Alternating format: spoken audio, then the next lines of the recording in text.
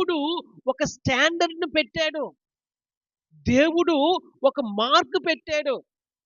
మనము ఆ మార్కును చేరుకోలేకపోవడము మన యొక్క పాపము. దేవుడు ఒక ఆజ్ఞ పెట్టాడు. ఆ ఆజ్ఞను మనం చేరుకోలేకపోవడము మన యొక్క పాపము. Missing the mark is sin.